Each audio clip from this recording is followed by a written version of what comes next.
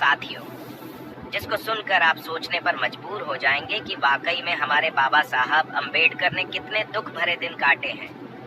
किसके लिए? इस देश में रहने वाले तमाम शोषित, वंचित, पीड़ित तबके के लिए। जी हाँ साथियों, बड़े ध्यान से सुनिएगा। अगर ये बाबा साहब की सच्ची कहानी पूरी सुन लेते हैं तो आप समझ पाएंगे कि बाबा साहब ने हमारे लिए बहुत कुछ नहीं बल्कि बहुत ज्यादा कुछ किया है।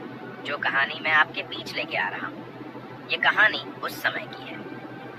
26 नवंबर 1949 की शाम, जब बाबा साहब अंबेडकर अपने घर पर बड़े आराम से बैठे हुए थे। 26 नवंबर 1949 बाबा साहब अंबेडकर ने इस देश का संविधान पूर्ण रूप से बनाकर तैयार कर दिया था। जी हाँ साथियों, वो अपने सोफे पर बैठे हुए थे और अपने सोफे में बैठकर एक पल में हंस रहे थे और एक पल में रो भी रहे थे। और इसी दौरान उनके साथ शंकरानंद शास्त्री जी बैठे हुए थे। शंकरानंद शास्त्री बाबा साहब की हालत देखकर वह सोचने पर मजबूर हो गए कि आखिर ऐसा क्या हुआ जो बाबा साहब अंबेडकर एक ही पल में हंस रहे हैं, एक पल में रो रहे हैं। जब शंकरानंद शास्त्री जी से नहीं रहा गया तो शास्त्री जी ने पूछा कि बाबा साहब क्या हुआ, आप ऐसा क्यों कर रहे हो, क्यों आप एक पल में हंस रहे हैं और एक पल में रो रहे हो? तो बाबा साहब अंबेडकर ने बताया कि शास्त्री जी, आज मेरा संघर्ष पूरा हो गया है। शास्त्री जी ने कहा, बाबा साहब मैं समझा नहीं, आप क्या कह रहे हैं? तो बाबा साहब ने कहा, अपने देश के पिछड़े दलित लोगों को न्याय और हक दिलाने में मैं कामयाब हो गया हूँ। इसके लिए मैंने देश में समान न्याय व्यवस्था लागू कर दी है। अब मैं निश्चिंत हो गया हूँ। आज मेरा ये सपना पूरा हो गया है।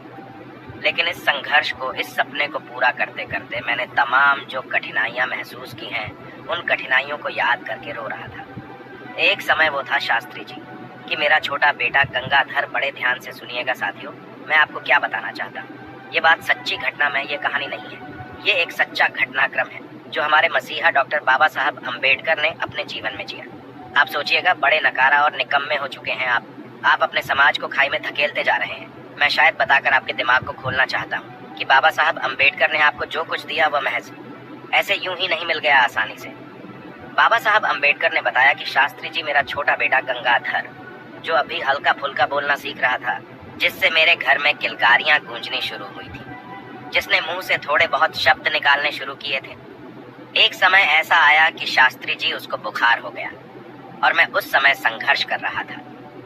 मेरे पास इतना भी समय नहीं था मैं अपने बच्चे की दवाई ले आऊं। गंगाधर को लेकर मेरे बहुत सारे सपने थे। उसे इस देश का शासक बनाना चाहता था, मैं उसे इस देश का राजा बनाना चाहता था। जो मैंने संघर्ष किया, मैं अपने संघर्ष को, क्योंकि मेरी तो उम्र हो चुकी है, लेकिन मैं उसको आजादी में देखता चाहता था। मैं उसको बहुत कामयाब इंसान बनाना चाहता था। लेकिन एक समय वो भी आया। शास्त्री जी, मेरी राजनीति की बीमारी दिन पर दिन बढ़ती चली गई। उसकी तबीयत दिन पर दिन खराब होती चली गई। बाबा साहब अंबेडकर कहते हैं, शास्त्री जी, उस समय मेरे पास पैसे नहीं थे। मेरे बेटे को उस समय दवा दिलाने तक के पैसे नहीं थे। मैं इतना मजबूर बाप था। पर दोस्तों, आज के लोग इस बात को क्या समझेंगे? बाबा साहब आगे कहते हैं, शास्त्री जी, मेरे पास पैसे थे, पर लेकिन मैं इतना निकम्मा था कि मुझे अपनी औलाद पर पैसे लगाने के लिए पैसे नहीं थे।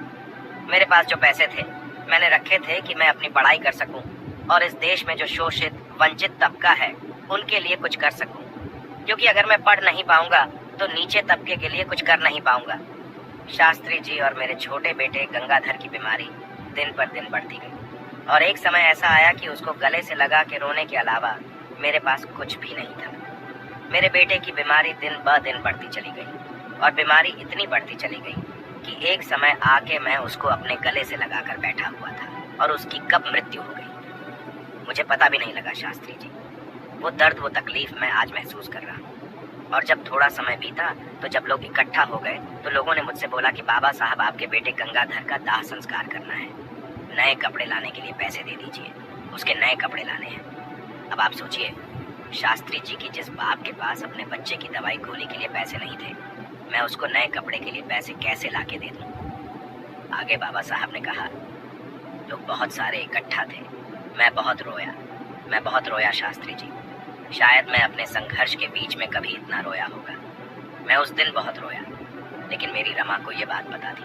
मेरी बीवी, जिसने मेरे साथ बहुत संघर्ष किया, उसको ये बात पता थी कि मेरे साहब के पास पैसे हैं। और मेरी रमा ने मेरे पास आकर अपनी साड़ी का पल्लू फाड़कर गंगाधर को उठाया जब उसका दाह पढ़ाई पढ़ रहा था और मेरी रमा लोगों के घर का काम करती थी। उसके पास अच्छे कपड़े नहीं थे पहनने को, घर में अच्छा खाने को नहीं था, अच्छा बिस्तर सोने को नहीं था। शास्त्री जी, लेकिन मैं विदेश में कोलंबिया यूनिवर्सिटी में पढ़ाई कर रहा था। मेरी रमा भी मुझे छोड़कर चली गई। मैं उसको वो कुछ नहीं दे पाया जो मैं उसे देना चाहता था। उस समय जब मेरे बेटे की मृत्यु हुई तो लाश घर में पड़ी हुई थी। मैं उसका संस्कार तक नहीं कर पाया और मैं उसको लांघ कर गोलमेज सम्मेलन के लिए जा रहा था। मुझे लोगों ने रोका। ये तेरा बेटा घर में पड़ा है और तुझे राजनीति की पड़ी है और तू कोट पहनकर कहाँ जा रहा है? लेकिन शास्त्री जी, मुझे गोलमेज सम्मेलन के लिए जाना था तो मैं अपने बेटे की लाश को लांघ कर गया और ये कहकर गया कि अगर मैं आज अपने इस बच्चे के लिए रुक जाऊंगा तो शायद आने वाले लाखों करोड़ों गंगाधर जो है वो मरे हुए पैदा होंगे और मैं उन्हें पैदा होने से पहले मार दूंगा, क्योंकि मेरे पास अभी मौका है मेरे अपने पिछड़े लोगों की दशा सुधारने का। तो मुझे बस अभी जाना है। इतना कहकर मैं वहां से चला गया। बाबा साहब आगे कहते हैं, लेकिन आज मैं खुश हूँ। पता है क्यों शास्त्री जी? कि मेरे राजनीति का संघर्ष बेकार नहीं गया। मेरी पत्नी रमा का संघर्ष बेकार बिल्कुल नहीं गया है, विफल नहीं गया, क्योंकि अगर मेरी रमा मेरा साथ ना देती तो मैं आज ये सब नहीं कर पाता। आज समाज के आने वाले जितने भी आने वाले समय में बच्चे होंगे मेरे समाज के, वो आने वाले समय में बहुत अच्छा पढ़ लिख कर सूट बूट टाई बेल्ट में घूमेंगे। मेरा कोई भी आने वाला गंगाधर जिनको संविधान की वजह से बहुत सारी चीजें नसीब होंगी, अच्छे पढ़ेंगे लिखेंगे, अच्छी नौकरियों पर रहेंगे, शायद आने वाला कोई भी व्यक्ति बीमारी में बिना दवाई के नहीं मरेगा, बिना दवा के नहीं मरेगा। शायद कोई भी अभागा हमारे बहुजन समाज का बाप ऐसा नहीं होगा।